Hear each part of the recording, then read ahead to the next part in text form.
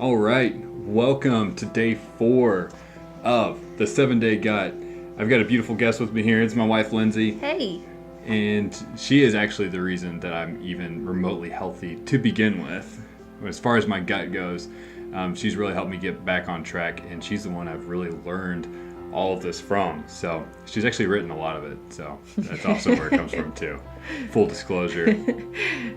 But yeah, day 4, we're going to be talking about what you eat and how it directly affects your health. So there's no getting around it.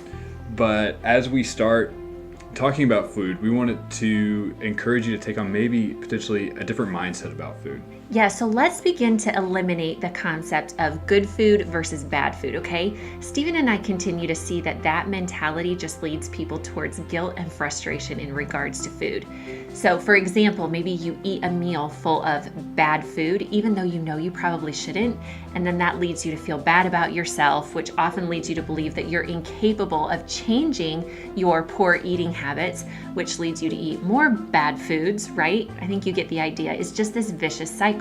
So instead, let's start viewing food in terms of what it's capable of accomplishing in our bodies, okay? Food as medicine, or food as a major tool that can either accelerate our healing or accelerate our sickness, okay? It's an empowering mindset shift.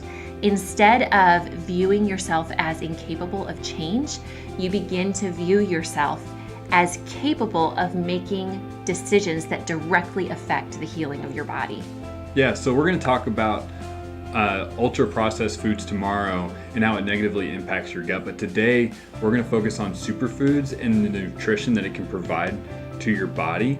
Obviously, you're going to have heard of a lot of these foods before. And like I have been saying since the introduction of the 7-Day Gut, all this information is not new. Mm-hmm. It's not rocket science, but you're going to be the genius if you figure out how to implement this. So one thing that you'll notice that all superfoods have in common is that they're high in fiber. Lindsay, why is that important? Okay, well, fiber plays a key role in digestion and in your body's ability to detox, okay? So you may not know this, but fiber actually cannot be digested by your body. Basically, you eat it, it travels all the way through your digestive system, and then it's eliminated. But it's important because as it travels, it pulls fat and cholesterol and toxins and waste along with it and allows them to be eliminated. It's fascinating. Yeah, it is. Yeah. Fiber is also super important because it is what feeds the probiotics or the healthy bacteria in your gut. Remember, Stephen talked about this previously.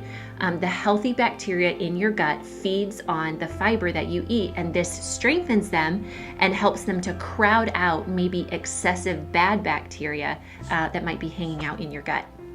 So one thing you'll notice about these superfoods is that they're incredibly dense in nutrients, yes. Meaning that they really pack a punch when it comes to giving your body what it needs in order for it to heal itself and to thrive. Mm-hmm. Depending on what you eat, it's actually possible for you to feel full, but for your body to actually be nutritiously empty. So if you go to McDonald's and you eat French fries until you're full, you're going to feel great as far as being full goes, but you're going to feel empty as far as nutrients go. Mm-hmm. They're really an empty food, and if you're working really hard to heal your body and heal your gut, you need to be taking in nutrients that are going to be what your body needs to rebuild and yes. to also flush out toxins. Yes. So what are some of these high fiber, nutrient dense foods that we need? Okay, so obviously none of these are going to be a surprise to you. It's all about finding ways to incorporate more of these foods in your diet. So we're talking about things like berries. Guys, almost everyone likes berries. Eat them often, okay? Cruciferous vegetables like broccoli and cauliflower and cabbage and Brussels sprouts are epic for your gut, okay? Beans, bright orange fruits and veggies like sweet potatoes and carrots and squash and pumpkin. Dark leafy greens are key. Eat as many as you can. Spinach, kale, collard greens, arugula, dandelion greens. Onions and garlic, guys. Onions and garlic are actually two of the best things that you can eat to feed the probiotics in your gut. Onions onions and garlic. I mean, you can put them in everything that you cook. Nuts and seeds, guys, almonds, chia seeds, flax seeds. Chia and flax seeds are very high in fiber, and they are super inexpensive. You can get them at just about any grocery store, and they're easy to add to things like smoothies or a bowl of oatmeal, or sprinkle them on top of your yogurt like Stephen was talking about before. Now, I do want to say, some of you might be gagging at the thought of eating some of the foods I'm listing, right? I mean, Let's just be honest. But here's what I want you to get. You not only have the ability to choose healing foods, but you also have the ability to get creative in how you eat them, okay? So just because everyone else steams their broccoli until it is like disgusting mush, that doesn't mean you have to. Roast it, or put it in a salad, or put it in a soup. Or just because everyone else eats their spinach in salad form, that doesn't mean you have to. Throw a huge handful of spinach in every soup and stir fry and rice dish and smoothie and pan of scrambled eggs that you make, okay? Get creative. Eating nutritious foods doesn't have to be a drag, okay? Get creative, find what you like, and run with it. One last thing that is super important in your diet as you work to heal your gut is healthy fats, okay? They help to heal the lining of your digestive system. So things like avocado, coconut oil, olive oil, avocado oil, full fat coconut milk. If you are someone who feels like butter is a must-have in your life, use real grass-fed butter, okay? Not margarine. Margarine doesn't do a thing for you. Get real bone broth in your diet as much as possible. It is loaded with healthy fats and also collagen, and collagen is super healing to the lining of your gut.